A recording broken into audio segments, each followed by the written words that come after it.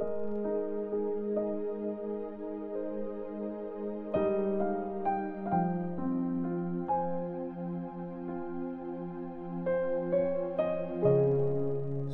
Thessalonians chapter 3. Ipag-pray nyo kami. Finally, mga kapatid, ipag-pray nyo kami para mas mabilis pang kumalat at mabigyan ng karangalan ang mensahe ng Panginoon, gaya ng nangyari sa inyo.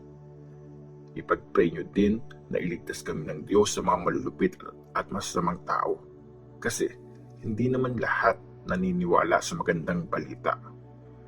Pero tapat ang Panginoon. Palalakasin niya kayo at iingatan laban sa masama.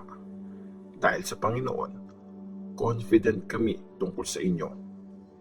Sure kaming ginagawa nyo at tuloy-tuloy na gagawin pa ang mga inuutos namin sa inyo. Sana, i-guide kayo ng Panginoon para mas maintindihan nyo pa ang pagmamahal ng Diyos at maging matatag kayo gaya ni Christ. Dapat magtrabaho.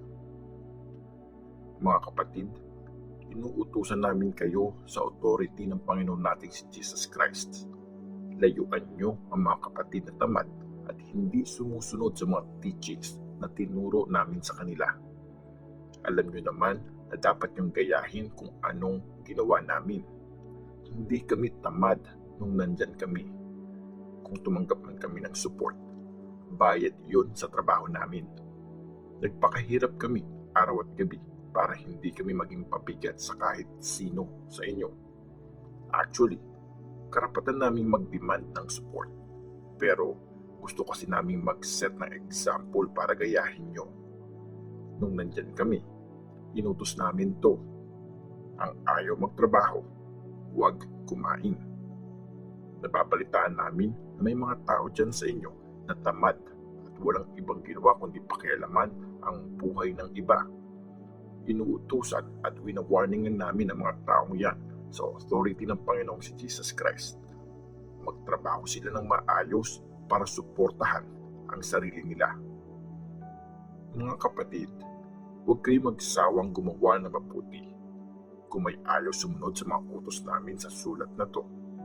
Tandaan nyo yung taong yan at huwag kayong makisama sa kanya para mapahiya siya. Pero huwag nyo naman siyang tratuhin na parang kaaway. Warningin nyo siya bilang kapatid sa faith. Blessing. Pinagpipray ko sa Panginoon natin na nagbibigay ng mapayapang buhay na sana bigyan niya kayo ng kapayapaan sa lahat ng oras at sa lahat ng sitwasyon. Sana samahan kayong lahat ng Panginoon. Sana ma-experience yung lahat ang kagandahang loob ng Panginoon nating si Jesus Christ. Sige, hanggang dito na lang.